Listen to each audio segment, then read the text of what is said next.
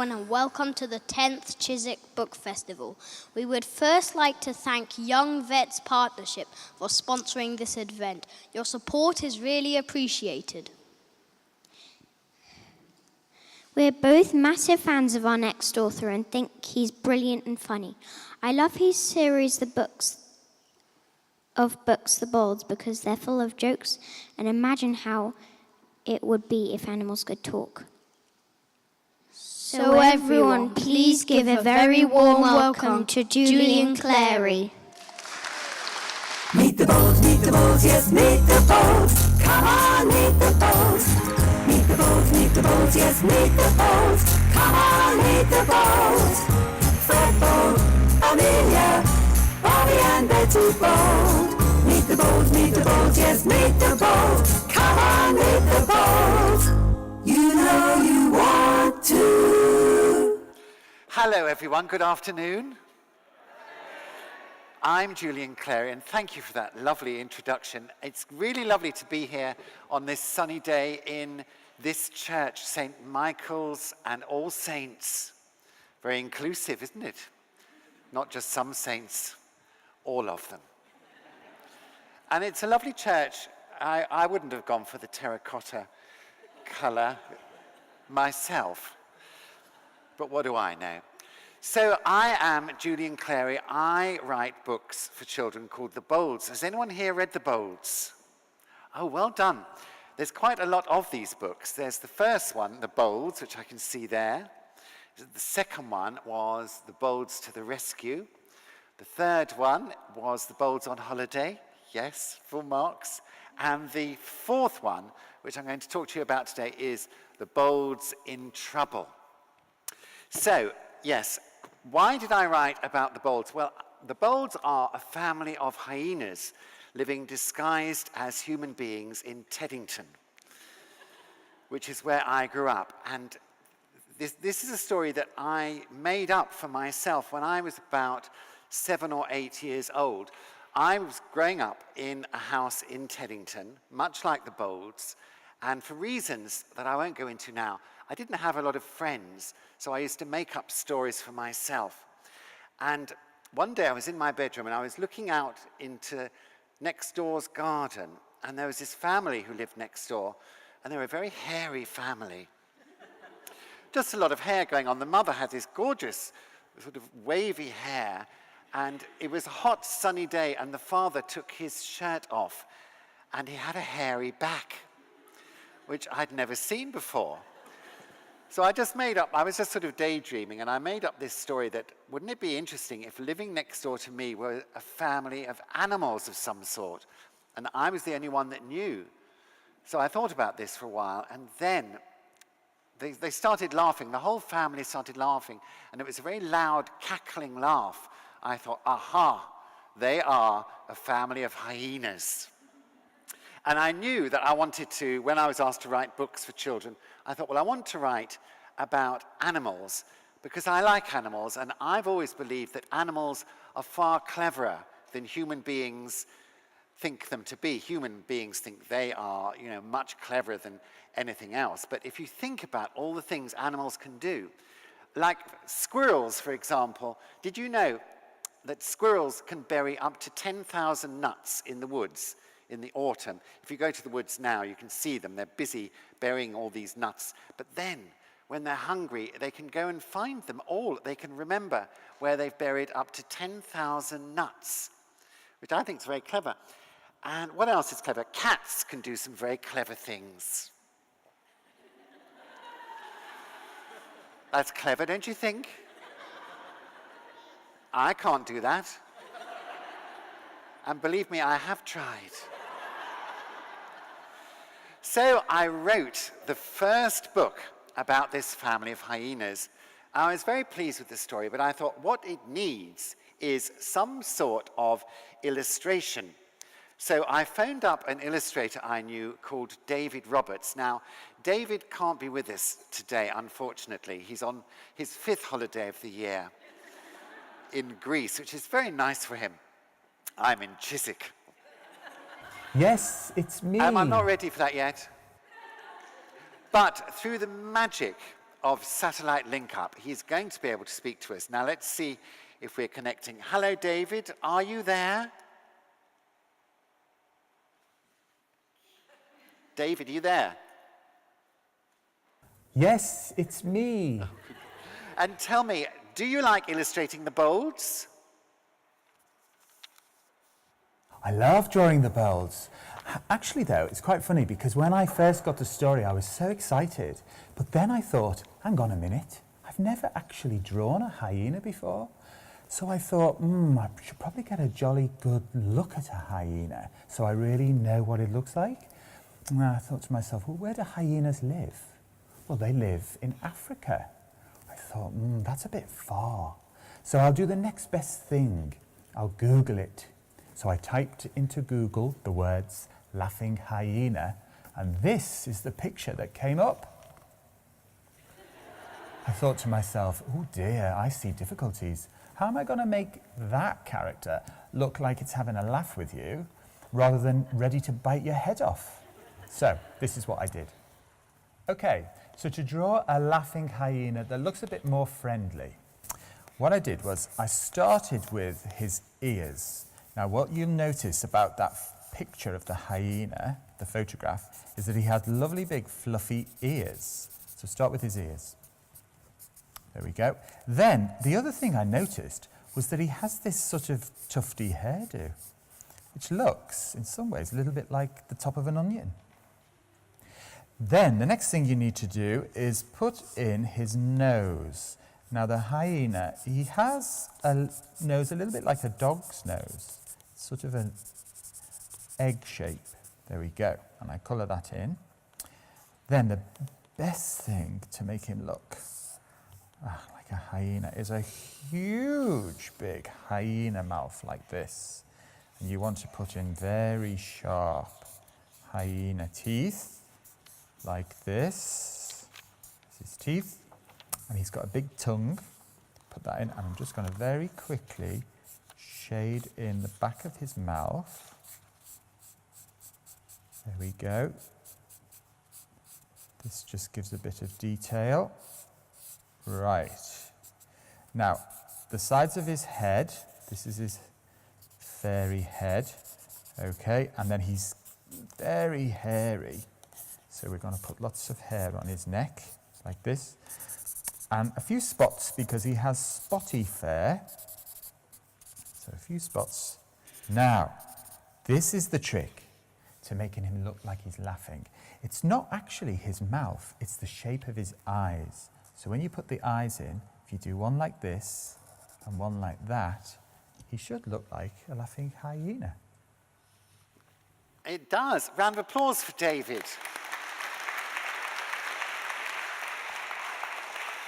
And we'll hear a bit more from David later on. And what I thought we'd do this afternoon is we're going to do some reading and some drawing together. And there'll be a bit later on where you could ask me some questions. Is there anything you want to know about, anything really, about writing the bolds? Then now's your chance. So if you think of something along the way. But first of all, I want to show you my version, because David says everyone can draw. There's no right or wrong way to draw. So while David was doing his hyena, I did my own version. Would you like to see it? Would you? You're not going to laugh, are you? Have we got the visualizer up? Yes, we've got the visualizer. Here is my hyena. No applause for me then.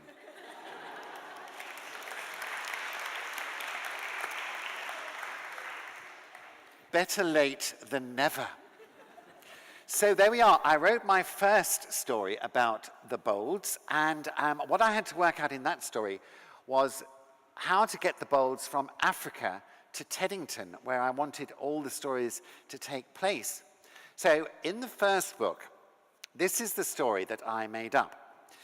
The bolds were living in Africa, quite near to a safari park where lots of English people went on holiday. And hyenas are scavengers, and they like to lurk around places where they might get some food. So that's what the hyenas did. And because they're very clever animals, they soon learnt how to speak English. Well, what happened one day, a honeymoon couple who was staying at the safari park, decided to go for a walk in the African bush on their own. And they got very, very hot, because it is hot out there, and they came across this big pond, and they thought, let's go for a swim in this pond.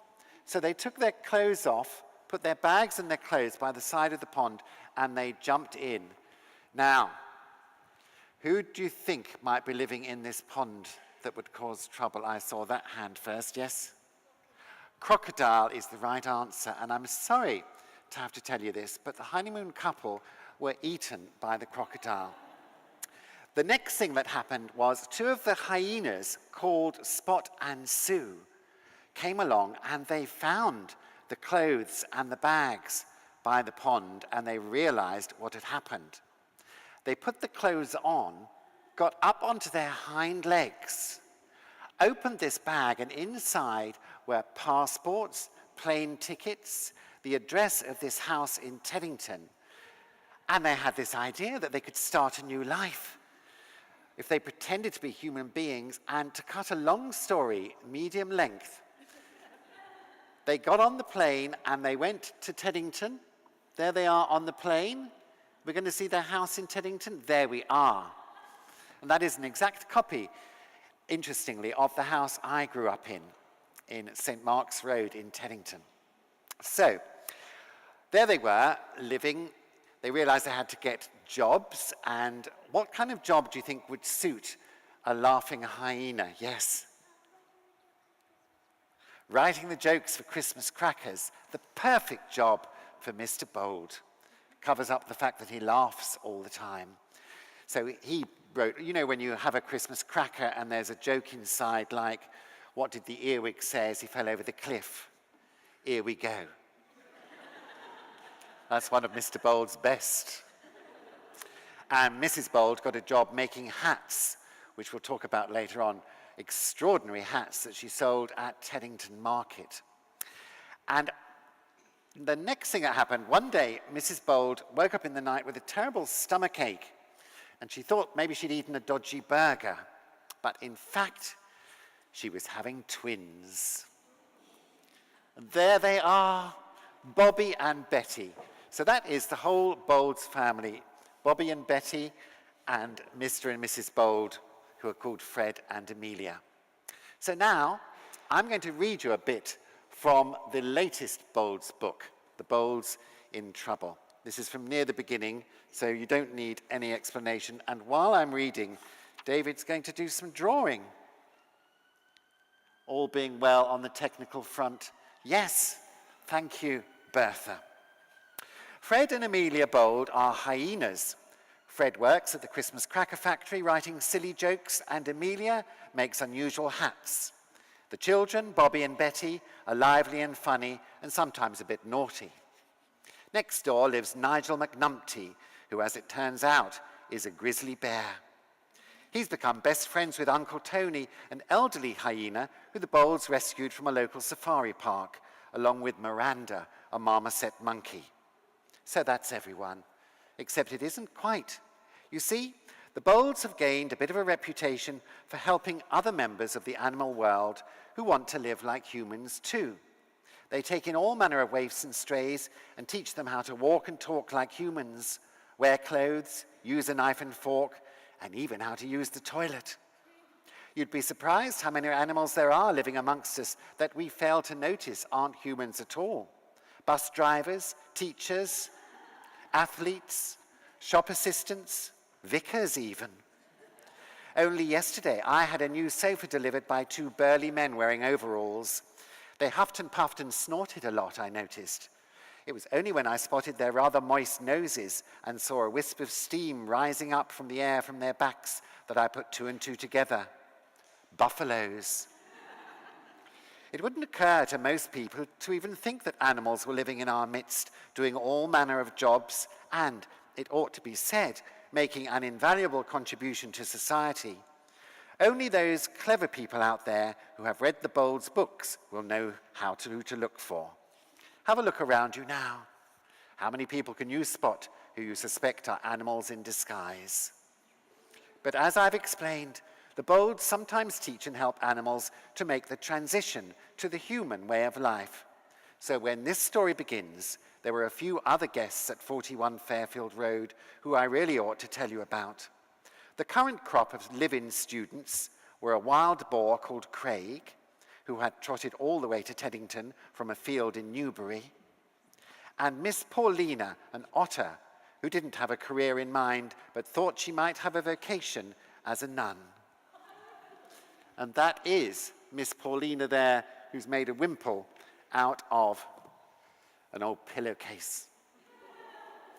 So, the next thing we're going to do is some drawing together. I told you about Mrs. Bold's hats, because every time she went out, she had to cover her ears with a hat, and sometimes she would just grab whatever she could find, and it might be a saucepan or a flower pot or something very weird. Anyway, she didn't care. She put it on her hat, on her head, and one day she was on the bus wearing an old flower pot, and the woman next to her said, "Well, I do like your hat.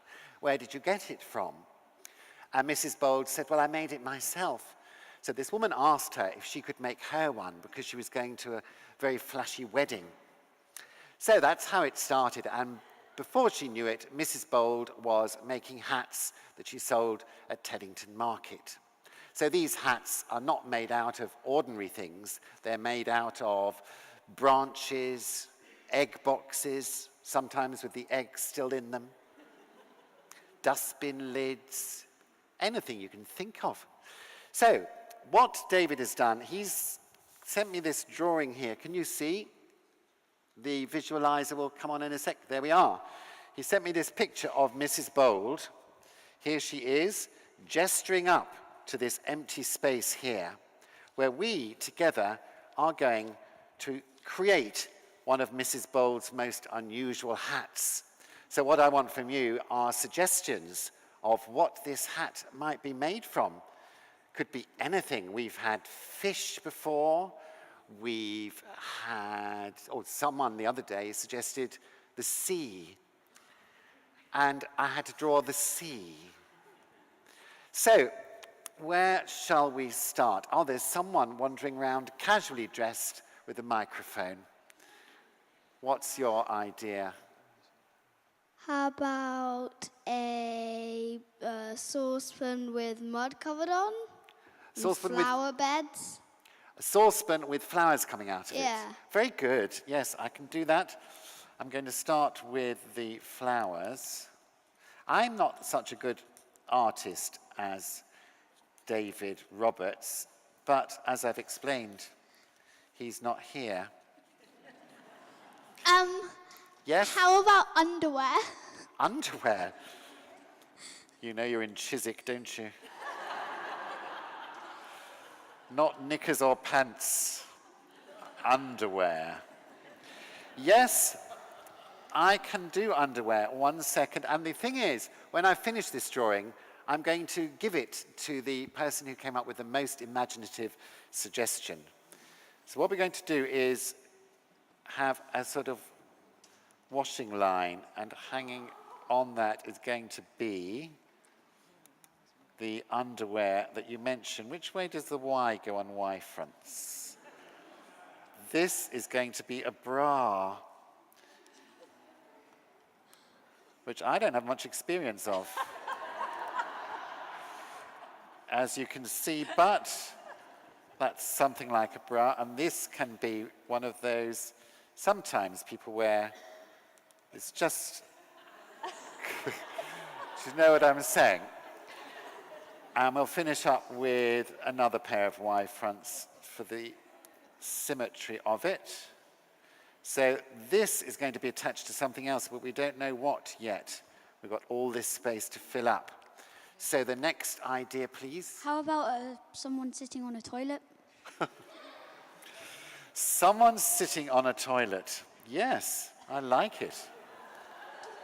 That's going to be up here. I'm going to start with the toilet. That's the S bend.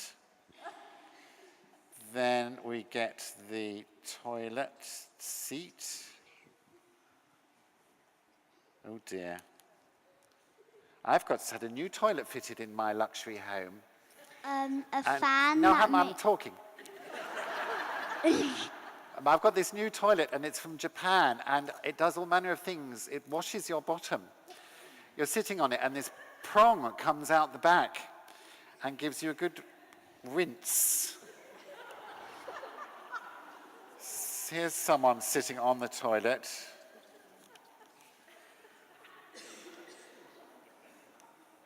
Oh dear.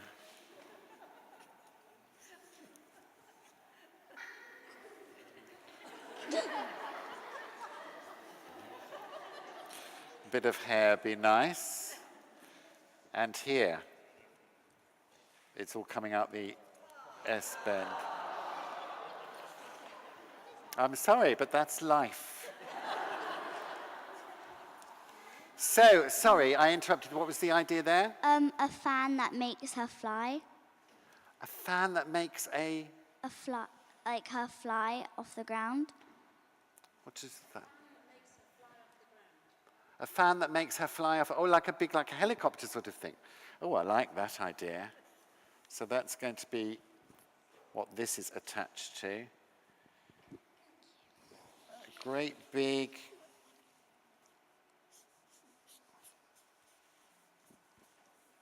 I don't know if that's what you meant, but it's taken up a nice lot of room. So we've got plenty more room around here. Would you mind going up the back? And I don't ask everyone to do that. Yes? There could be a confetti making machine. Oh, lovely.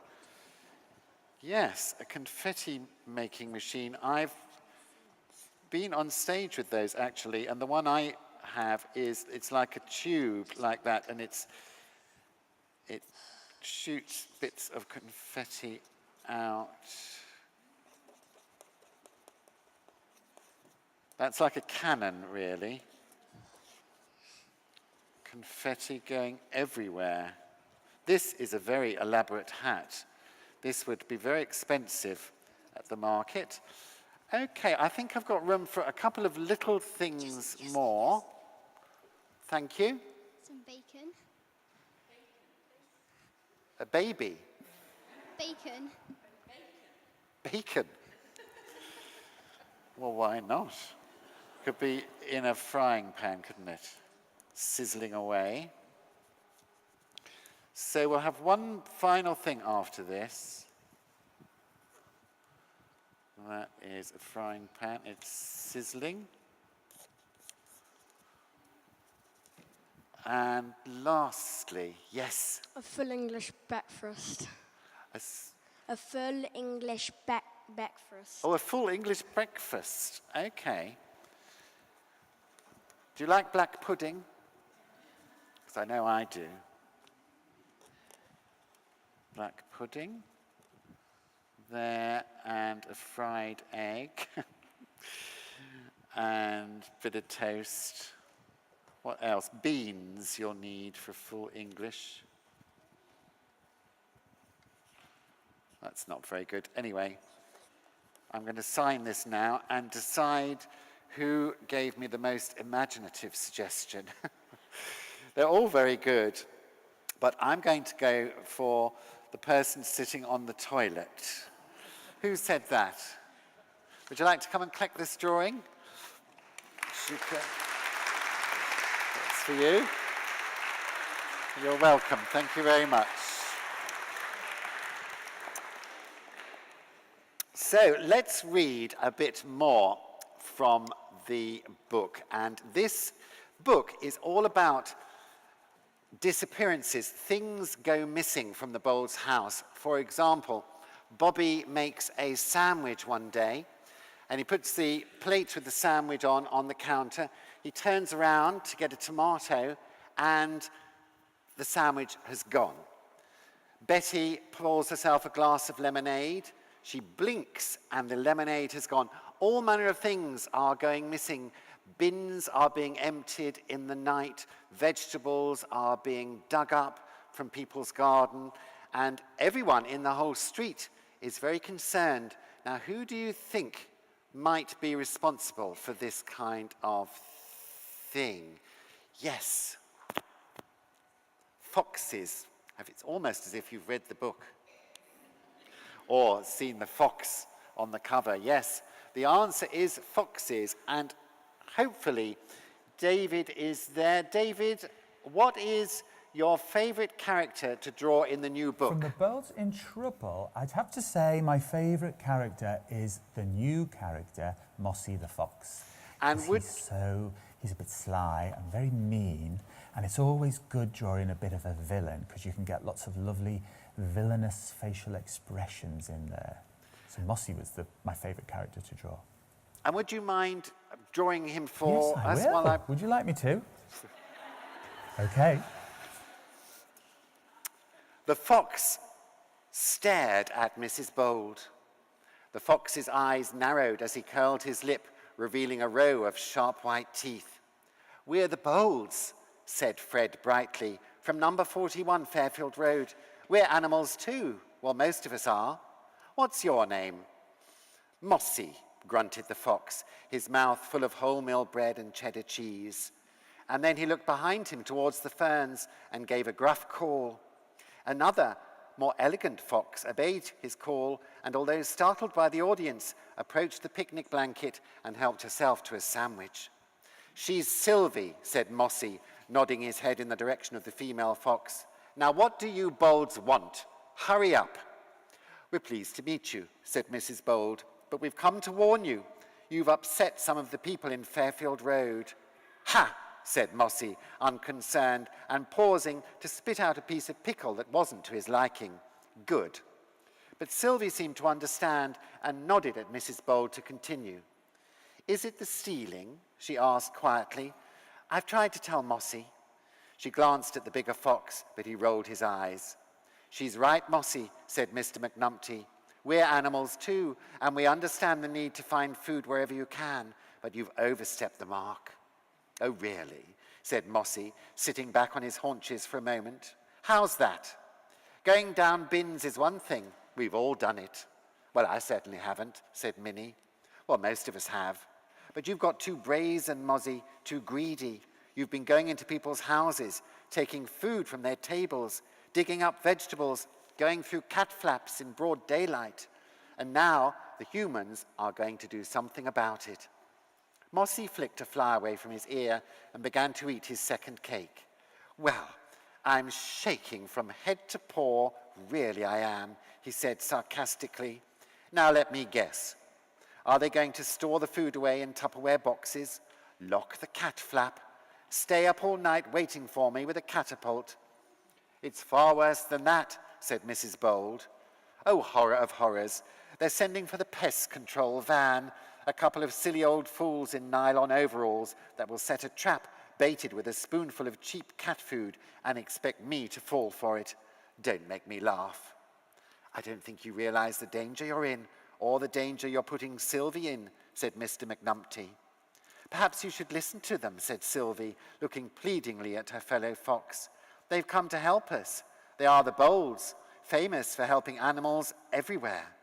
"Oh, do shut up whining," said Mossy, wiping his snout on the picnic blanket and belching loudly. "I've heard of you, Bolds. Everyone's heard of you. But do you want to know something? I think you're a disgrace to your own kind." The Bolds looked at each other in astonishment. Wherever they went, animals usually thanked them, admired how they had made a new life for themselves. They'd never had a reaction like Mossy's before. "Why do you say that?" asked Mr. Bold. "Well, just look at you all for a start, dressed up, teetering around on your hind legs, reeking of some awful perfume that I wouldn't use to clean my toilet if I had one. Your relatives in Africa would wet themselves laughing if they could see what you've become. Namby-pamby, middle-class, yapping yuppies." "Oh, I say," said Mrs. Bold, "really?"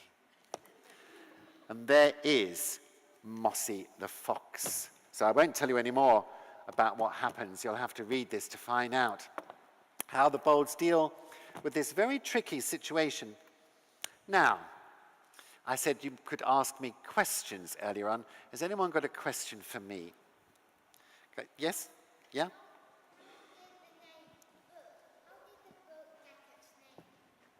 How did the book get its name? Do you mean the Bolds or the Bolds in Trouble specifically? The Bolds.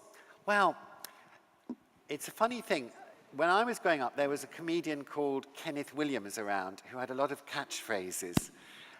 He would use the word bold a lot about people say, bold, isn't he bold? And I started using this myself when I was a teenager. And so I've always liked the word bold for no reason. And as it turned out, I was at school with a boy called Brendan Bold. So I know it does work as a surname, so I thought I'll call them the Bolds.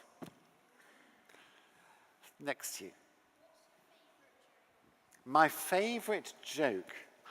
That's a good question, because they are all printed in the back of this book. So there's a lot to choose from. I think the one of my favorite, I'll read you a few, but I think my favorite joke is, what did the policeman say to the tummy? You are under a vest. Why did you start the books? 1 second, I said I'd read a couple more, so let's see. What did the cheese say to himself when he looked in the mirror? Halloumi. Why was the biscuit sad? Because his mummy was a wafer so long. All the jokes are in there at the back, so there's amusement to be had. Sorry, then what was the next question? Why did you start the books? Why did I start the books? Well, I normally entertain grown-ups, completely the other end of the entertainment spectrum. Until a few years ago, if I was appearing in this church hall, no children would have been allowed. And I like entertaining adults, and I also wrote books for grown-ups, which, if ever you see one of my grown-up books on the bookshelf, you must under no circumstances read it. You don't even look at the cover. Not suitable for anyone to read till they're about 40.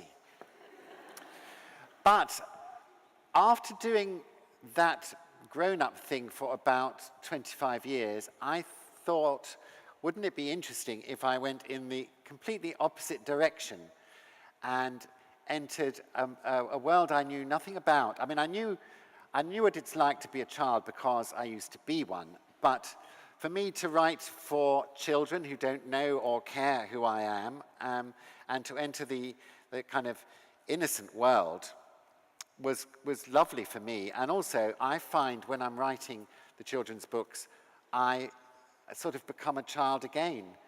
The interesting thing about growing up is that you never forget what it's like to be a child. Oh, he's left. So that is why. I've got a question for you. This is from my daughter. She wants to know why you chose hyenas. Why did I choose? Hyenas. Hyenas. Why did I choose hyenas? Because mainly because I wanted them to tell jokes a lot, and because hyenas laugh, I thought laughing hyenas would kind of explain that. And I've always been interested in Africa and the wildlife of Africa.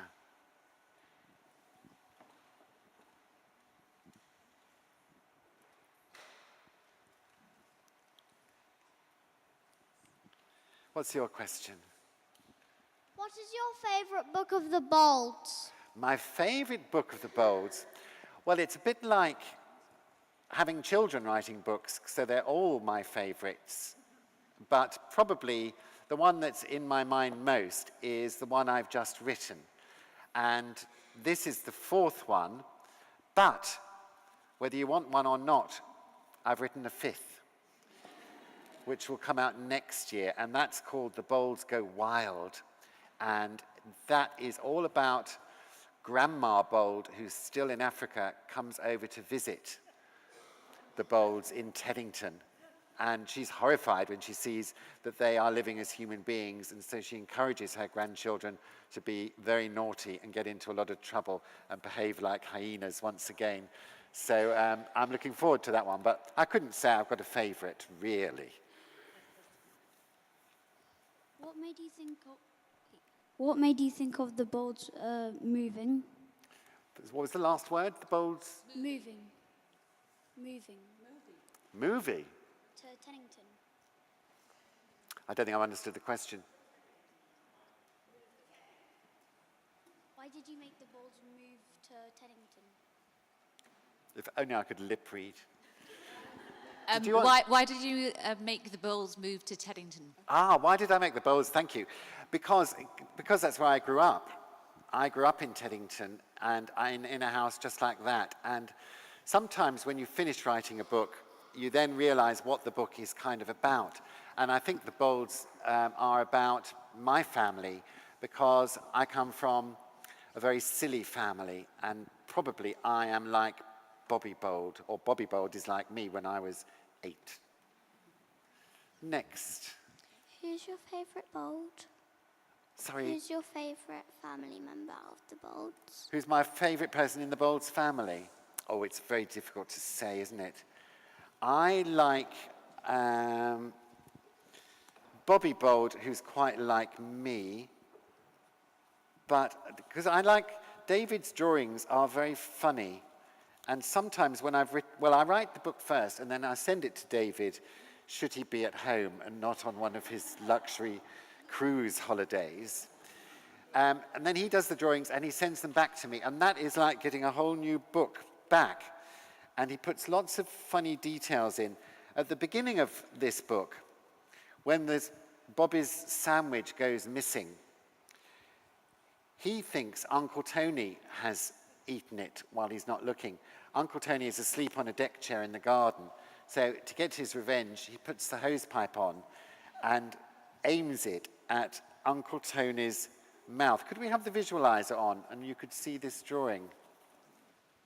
Is that going to work? Yes. So there is Uncle Tony with the hose pipe going into his mouth. So I'm very fond of Uncle Tony. And there's another picture of Uncle Tony with mustard in his mouth. So that's not really answering your question, but Uncle Tony is one of my favourites. There's a grown-up with a question. Will the Bolds ever go to Soho? Would the Bolds go to Soho? I don't know what you're implying. Well, they might, you see, if they thought there was an animal that needed rescuing or help, they would probably go to Soho. But they spend most of their recreation time in Bushy Park in Teddington. But thank you for your contribution. A couple more questions. No, I'm not. What would your advice be if someone would want to write a book? Yes. My advice, if you want to write a book, is to write a little bit every day. And I've always, when I was a child, I used to write stories, and then I used to write poems and diaries. And so, and when I write these books, I work out how, so say a book is 25,000 words long, I think, right, I'll write 1,000 words a day for 25 days. But of course, there are days when you don't feel like it, or you've got to go to Chiswick, or other things. So, but I write a bit every day, and I never go back to the beginning again until I've got to the end, because in the first draft of writing a story, you're sort of telling it to yourself. And also, if you listen to the characters about halfway through a book, I find that the characters that I've created are telling me the story. It's a funny thing, but they're sort of speaking in my head. So, yes, write a little bit every day until you get to the end of the story, and then you've written a book. Last question from you here.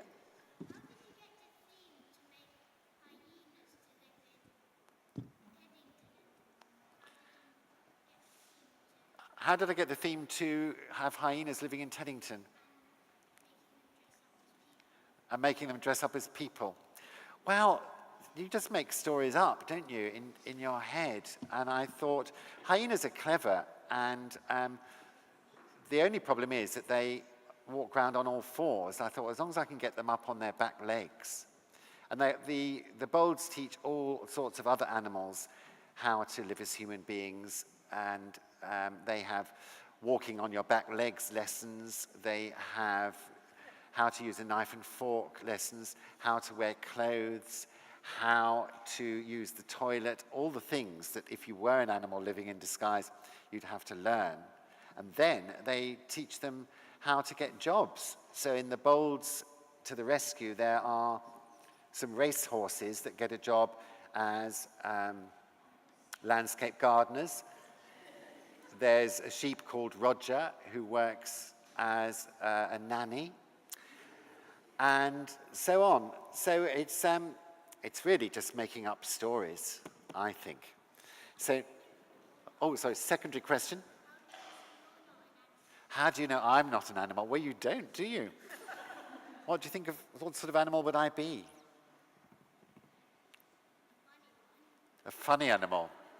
Yes, no need to take a vote on that. What animal would you like to be? A snake. Right.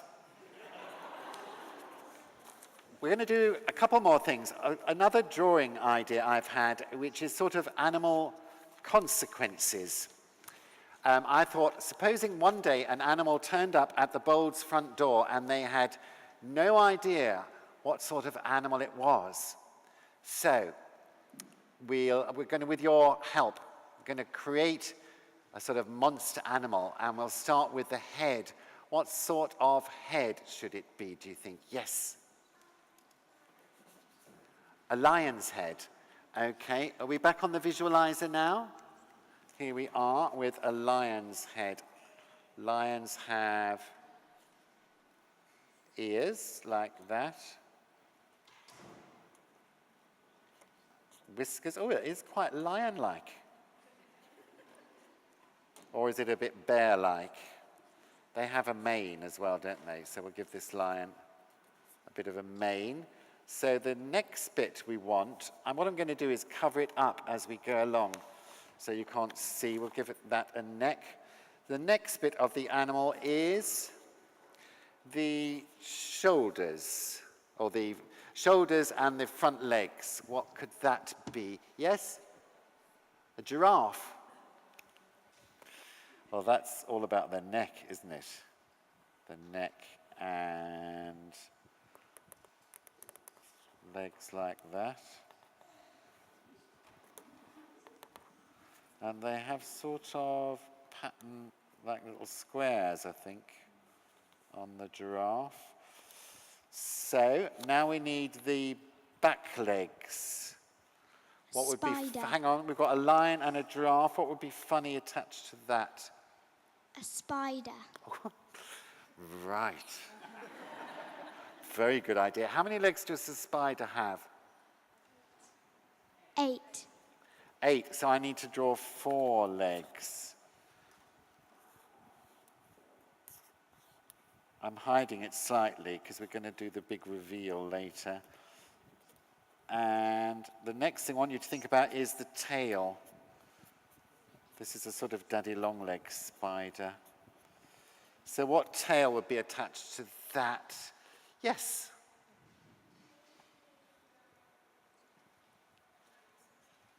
Dinosaur's tail. I'm going to hide this because this is the last thing.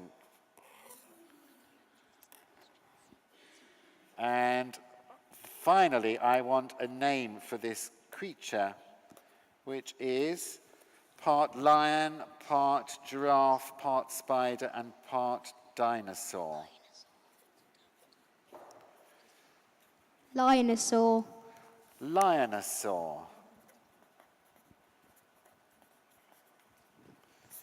Okay, I'm going to reveal this on the count of 10. Could I have a countdown from 10 to 1 from you, please? 10,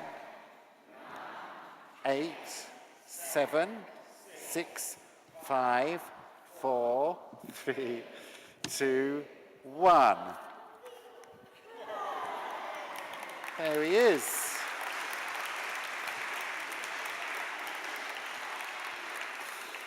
Thank you very much. I've had a lovely afternoon. I'm just going to, before I go and sign books, if anyone wants a signed book, I'll be out there in another terracotta room, I expect, sitting at a table. But the Bolds theme tune that I played as I came in here, I wrote that tune myself. I was very pleased with myself. So I thought it would be nice to teach you that song. It's what's known as is it an earworm? It's a tune that will get stuck in your head, probably. So could we play the Bolds tune once again? I'll just show you the words, then we'll... Oh, no, we need the music as well. The Bolds, meet the Bolds, meet the Bolds, yes, meet the Bolds. Come on, meet the Bolds. Fred Bold, Amelia, Bobby and Betty Bold. Meet the Bolds, yes, meet the Bolds. Come on, meet the Bolds. Finally. You know you want to. So now, thank you. Now it's your turn. So the top of your voices as loud as you can. Here we go.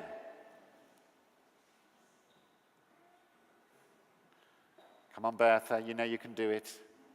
Play it again. Meet the Bolds, yes, meet the Bolds. Come on, meet the Bolds. Meet the Bolds, yes, meet the Bolds. Come on, meet the Bolds. Fred Bold, Amelia, Bobby and Betty Bold. Meet the Bolds, yes, meet the Bolds. Come on, meet the Bolds. You know you want to. Thank you very much.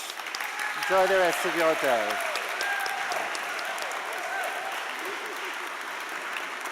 Thank you.